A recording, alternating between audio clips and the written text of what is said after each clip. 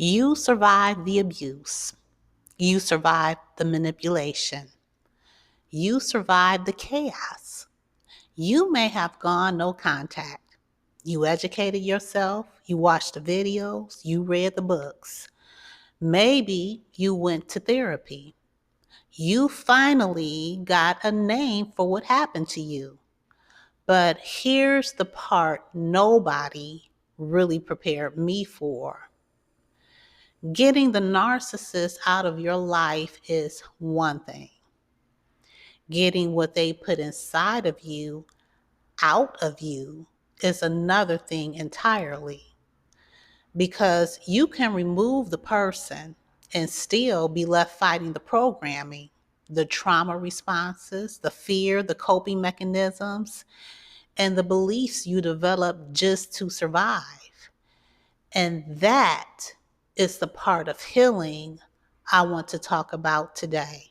Hi, I'm Cricket Williams-Bea, and my mission is to help people stop surviving and start healing mind, body, and spirit through practical wisdom and biblical truth. If that's something you're looking for, welcome. Let's jump into today's conversation.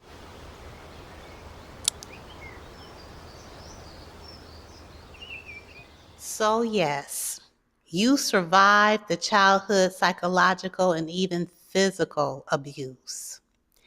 And there is a lot of content out there educating adult children of narcissists and emotional abuse. Most of us had no idea what we were experiencing until within the last 10, 15 years or so.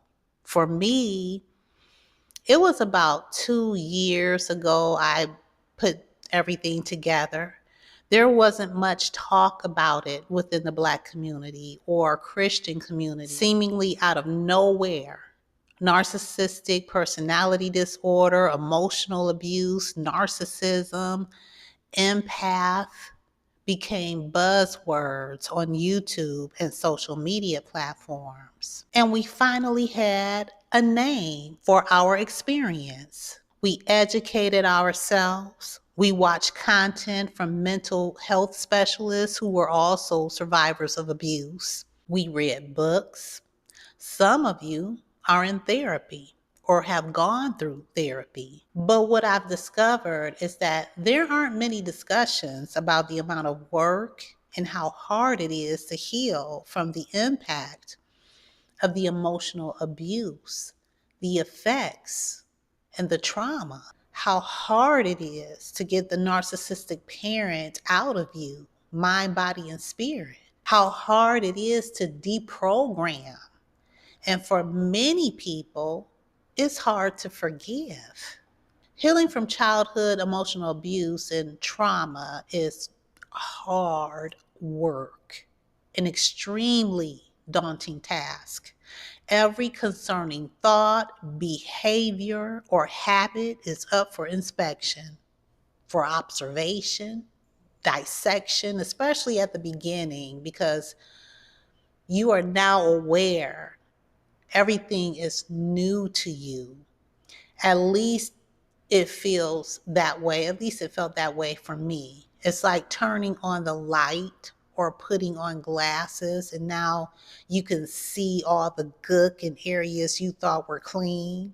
And now that you see it, you can't just ignore it. You have to clean it up. Now you're mad because you've made more work for yourself. Like, why did I even turn on the light?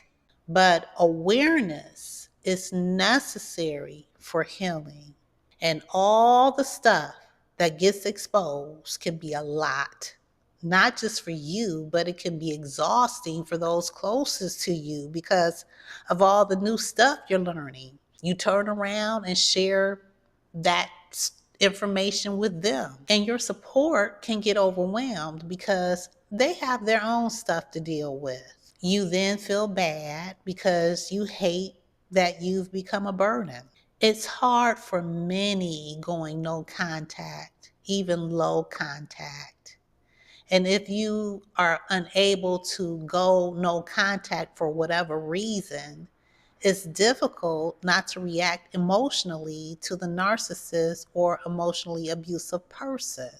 I've found that it helps the more I educate myself, the more I surround myself with support and commit to micro changes. Right now, for me, it's better working through the different coping mechanisms or trauma responses, one issue at a time. Even though I've gone no contact, it didn't resolve everything. Now, it's made my life easier, much easier in many ways, but there are issues that still remain. And it's been really difficult to break free from the mental, emotional, spiritual, even physical effects. It has been even painful, like to the core of my soul. As I am stepping out to be more consistent here on this platform, I am being met with many psychological challenges, fighting through the different coping mechanisms I created to protect myself as a child. But I'm a grown woman now, and what once protected me is now hindering me. Change can feel impossible, especially major change. But I grabbed hold of what I've learned a few years ago when starting my healing and weight loss journey. It always feels impossible when I set out to change lifelong behaviors. But once I press past my feelings, what's left is to simply replace the old habits with the new habits. And then there is this voice telling me, things will never change. now there used to be a time I would give in to that voice and feelings of hopelessness that would come with that voice. But I've learned to ignore that voice, replace it with new programming, grab a hold of what God says about me, and push onward. This is not just an emotional or mental battle either, but this is at its core spiritual warfare. Generational assignments are persistent and aren't going to let up easily. Holistic healing is crucial in breaking free. This is why including God on this journey is necessary.